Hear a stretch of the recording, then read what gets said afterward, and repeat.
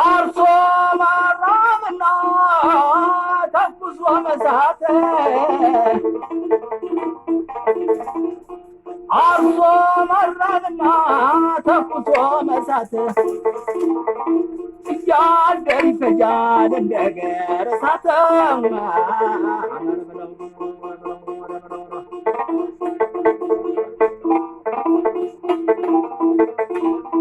They tell us we do not exist.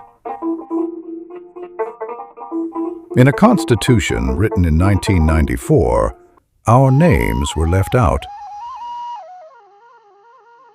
We are the children of Addis Ababa, the sons and daughters of proud Tigrayan fathers of old, of wise Amhara mothers who carried history, of loving Oromo, Guragi, and Dorzi ancestors who built this city with their sweat. We are the mixed, the Addis Ababans.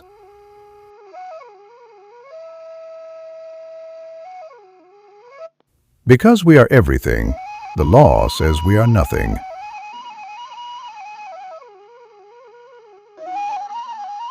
History is rhyming in the cruelest way. In 1936, the fascist Piano Regolatore sought to cleanse this city of her native character. Today, the Corridor Plan finishes what Mussolini started. Look closely at the dust of Kazanchis.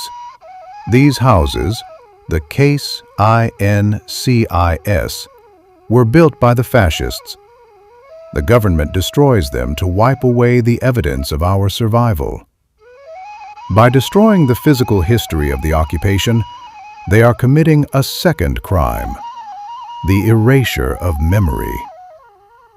This rapid demolition of the Kazanchis district, specifically these Case INCIS buildings, constitutes a grave violation of the 1954 Hague Convention for the Protection of Cultural Property. These structures are physical evidence of the fascist occupation and the subsequent Ethiopian resistance. By destroying these sites without independent historical audit, the state is complicit in the erasure of war crimes evidence. This prevents future generations from seeking reparations or historical truth regarding the Mussolini era, effectively finishing the cleansing of the city started by the fascists. The tragedy of Ethiopia is the tragedy of impunity. In 1941, when the emperor returned, no Italian officials were brought to a Nuremberg for the gas attacks or the massacres. Because there was no accountability then, the state learned a deadly lesson. It could destroy its own capital with impunity. The Derg purged us. The EPRDF marginalized us. And now, the Prosperity Party evicts us in the middle of the night, loading the guardians of Adwa onto the backs of Isuzu trucks like cargo, leaving us in the cold night of exile. We have looked for justice. We appealed to the ICC, but the doors were closed because the state refuses to sign the Rome Statute. We look to the African Union, which sits in our very heart, but it remains silent, an accomplice by its neutrality, while its host city is washed in the blood of gentrification. The international media remains silent, blinded by the development narrative, leaving us to suffer in the dark, just like our fathers did during Yekatid 12. But hear this: you cannot gentrify a soul. You cannot demolish a legacy. We are the antidote to your racism. We are the cure for your fascism. We are the sons and daughters of the Adwan legacy, and we will no longer watch in silence as you pave over our lives to build your corridors of glass. The War on the Founder. It began with the tongue before it reached the bulldozer. To destroy Addis Ababa, they first had to destroy the man who dreamt it. They took the hero of Adwa, the emperor who issued the call to arms from these very hills, and rebranded him a genocider. They tried to tarnish his name and glory by narrating barbarous acts of their own as his.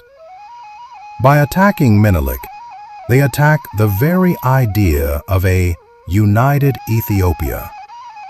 They tell us that to be born in his capital is to be born in a crime scene. This is the ultimate gaslighting. They use the emperor's palace to rule us, yet they curse his name to displace us. They call us Dikalos, because our existence proves that his vision of a diverse, unified city actually worked.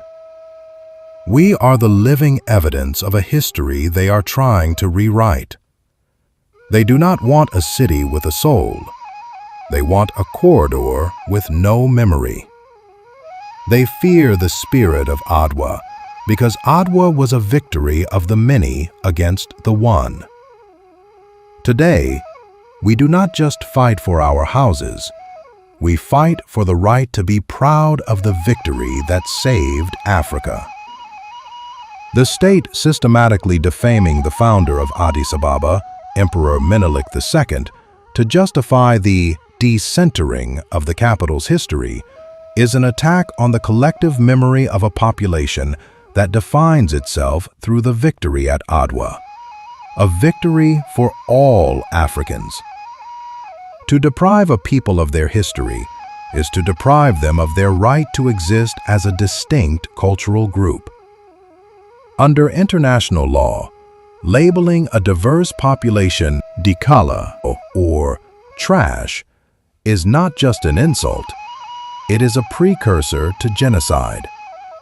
It is the language of the black shirts. It is a war crime to dehumanize a population to justify their displacement. Because we have no ethnic region, we have no voice in the House of People's Representatives. We are second-class citizens in the city our ancestors built. Despite being the economic and cultural heart of the nation, we, the children of Addis Ababa, are 1. Constitutionally ignored. The 1994 Constitution provides no recognition for the multi-ethnic identity of the city's residents. 2. Politically disfranchised. Having no ethnic region, we lack meaningful representation in the House of People's Representatives, leaving us defenseless against federal decrees that demolish our homes.